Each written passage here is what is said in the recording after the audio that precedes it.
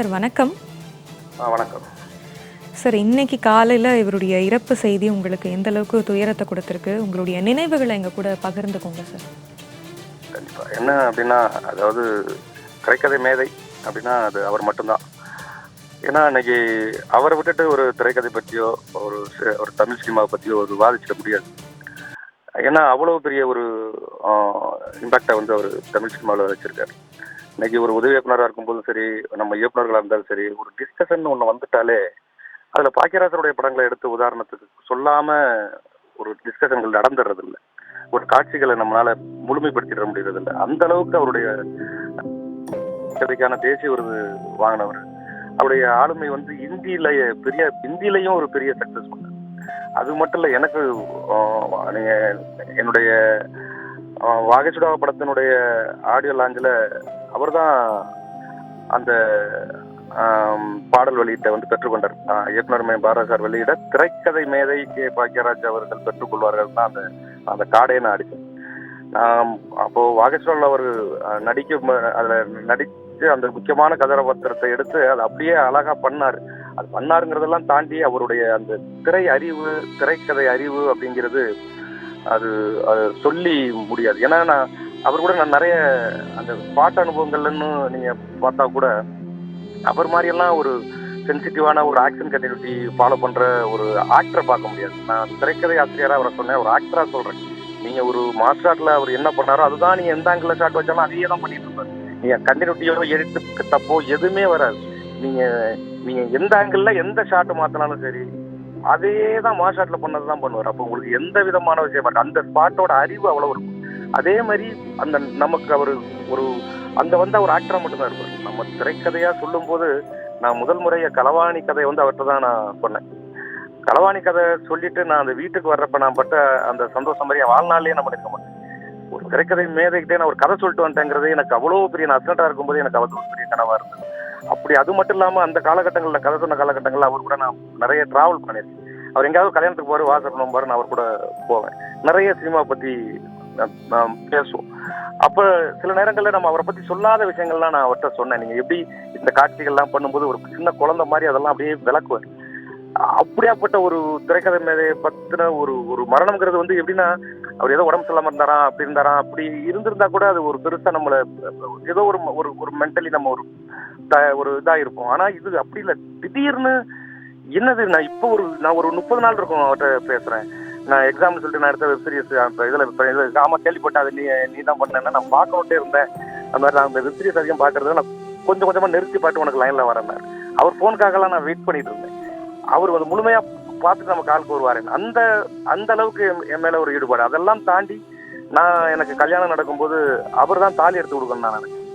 அதனாலயே நான் வந்து சார் நீங்க தான் வரணும், நீங்க ஃபேமிலியோட வரணும், வந்து நீங்க தான் என் கல்யாணத்துக்கு தாலி எடுத்து கொடுக்கணும் அப்படின்னு. அதுக்காகவே அவர் இங்க இருந்து கிளம்பி நான் ஸ்பெண்ட் பண்ணி அங்கிருந்து தஞ்சாவூர் வந்து, அது தஞ்சாவூர்ல எங்க வீட்டு இல்லத்துக்கு வந்து அவர் என்னோட கல்யாணத்துக்கு வந்து அவர் தான் தாலி எடுத்து கொடுத்தாரு. இப்ப நம்ம யாரை தாலி எடுத்து கொடுக்க சொல்லுவோம்? நம்ம அபரிதமான நம்ம ஒரு பிரமிக்கிற ஒரு அப்படியாப்பட்ட ஆட்கள் தான் நம்மளுடைய ஆசீர்வாதமும் அவருடைய அந்த இதுவும் நமக்கு கிடைக்கணும்னு நினைப்போம். அப்படிதான் எனக்கு அவர் தாலி எடுத்து கொடுத்தார். அந்த நாட்கள்லாம் அது வந்து அப்படியே அது எப்படி சொல்றதுன்னே தெரியல. அப்படியாப்பட்ட ஒரு மனிதர் வந்து நம்ம அக்கறையில நான் இடையில ஒரு படங்கள் சறுக்கும்போது போராடிப்பாரு, சறுக்கணும் எங்க மிஸ் ஆகுற அதை கொஞ்சம் நோட் பண்ண அப்படிம்பாரு. நம்மளை என்கரேஜ் பண்ணி எடுத்துட்டு வர ஒரு மனிதர், சப்போர்ட்டிவா இருக்கிற மனிதர். இதையெல்லாம் தாண்டி தமிழ் சினிமாவுக்கு அவருடைய பங்களிப்பு அப்படின்னு பார்த்தா அது அசாத்தியமான பங்களிப்பு. இன்னைக்கு நம்மளால ஒரு முந்தான முடிச்சு மாதிரியே ஒரு திரைக்கதையை அமைச்சிட முடியுமான்னு ஒரு கேள்விகள் இருக்கு. இது நம்மள மாதிரியான ஒரு கண்டென்ட்டை ஒரு ப்ரெசென்ட் பண்ணிட முடியுமா அப்படின்ற கேள்விகள் இருக்கு. அது மாதிரி அவருடைய படங்கள் 1, 2 இல்லை, சொல்லிக்கிட்டே இருக்கும்.